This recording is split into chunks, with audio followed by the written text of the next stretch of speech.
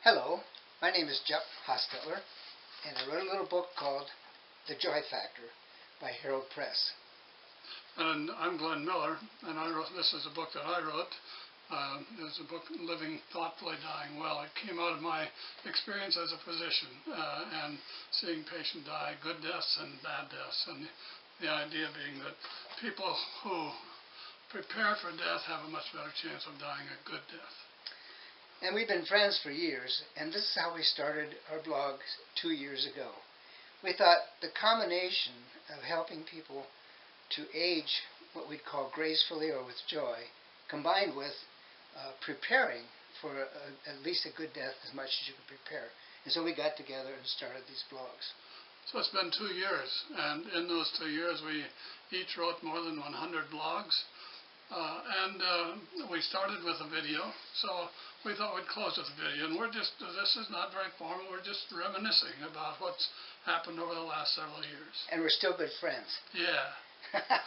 Well, what I tried to do with the joy writing was try to help myself and my readers understand that there are ways we can prepare for our aging, in spite of what happens to our bodies, our sight, all the things that chronically can go wrong, that we do not have to become grumpy old people. So I wrote about things like gratitude, because gratitude is one of the greatest bases for joy. Healthy humor, keeping a good spirit of humor alive. Sharing, volunteering, things like hugs of the soul, which means doing well for other people.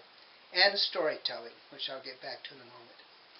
Yeah, and Jeff was kind enough to let me write a bit about end-of-life issues and living life fully.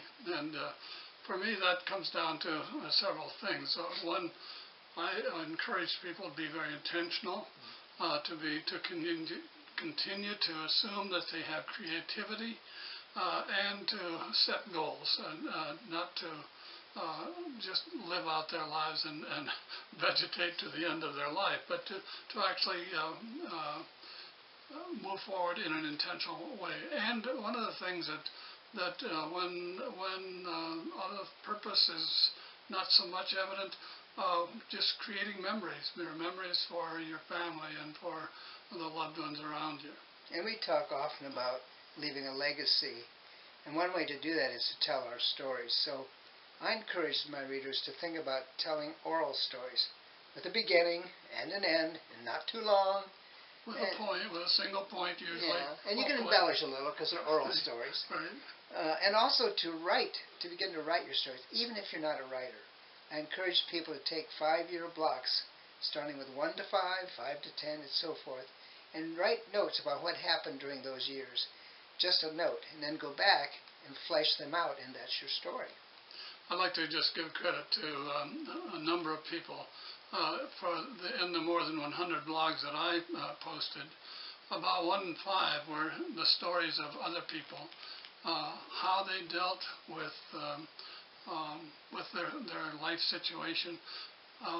One of the titles that I had for a number of my blogs was how one deals with the pain when you're in the midst of pain and when things are not going to get better. How do you get through that? How do you view life, and how do you deal with that? And so we had some excellent people who told very authentic stories about dealing with Alzheimer's or with physical problems that are only going to get worse. There's no chance of getting better, and yet they're dealing with it. They're living fully as within their capabilities, and life goes on. And I often talk about one of the ways to prevent not getting stale is to live into your passion. What now really stirs your soul in terms of photography? We had writers on photography, on dahlias, on art, and I thank my writers, and even writers on humor, for telling their stories of passion, what really stirs their juices. And it's in people up to 80, 90 years old. One of the things that becomes readily apparent with my friend Jeff is that he does have passions, gardening, and a number of other things. And he loves people. He taught me that you can just about talk to anybody. You can start a conversation with almost anybody. And he also taught me that there's humor, healthy humor in much of life, and that's what provides the oil and lubrication to relationships and to help life move on smoothly. So even after 2 years, Jeff, we're still together. Yeah, well, partially because I can put the website together, and that's a little tough for you. Yeah, I know.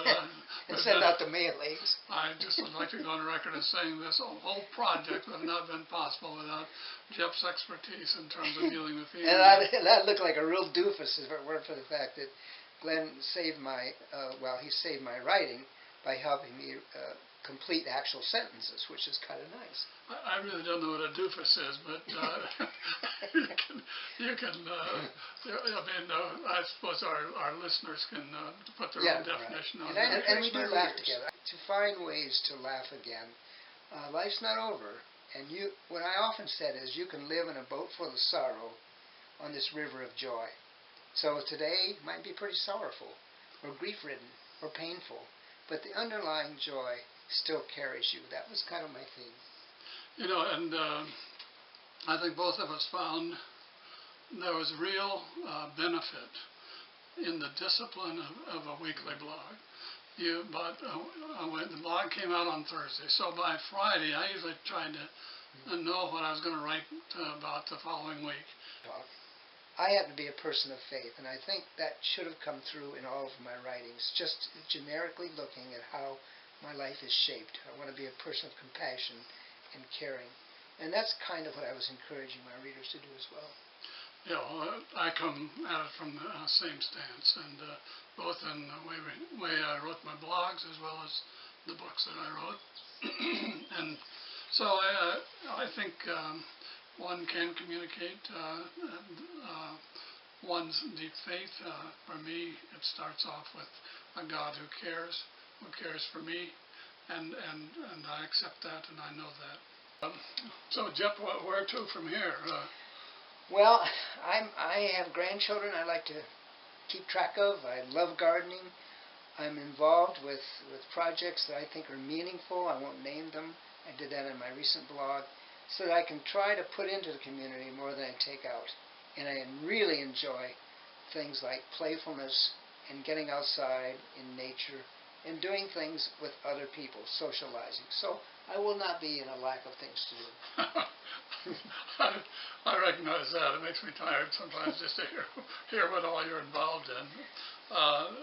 As for me, I have always been a contributor. I've always felt that I was wanted to contribute to the common good, to people around me in a positive way. And I'm facing now the fact that the usual ways of doing that are not maybe going to be available to me, and so I need to begin to adjust to that. As I get older, I notice my voice isn't great anymore. My skin is splotchy. My gait isn't. You're getting old, Glen. Yeah, I'm getting old. Yeah. So I have to face that. Actually, I'm 83, and I thought if I could make 86 like my father, I'd settle for that, and maybe I'll still settle for that. And I was still doing speaking engagements. And as a magician, I still enjoy doing a magic show for children and adults. So we be kept busy. So I guess what we're saying is it's been a good ride. So this is our swan song, Jeff. Swan songs sing before they die. Right. Hey, that's not so cool. No. That's not cool at all. We can't even sing. We're not swans.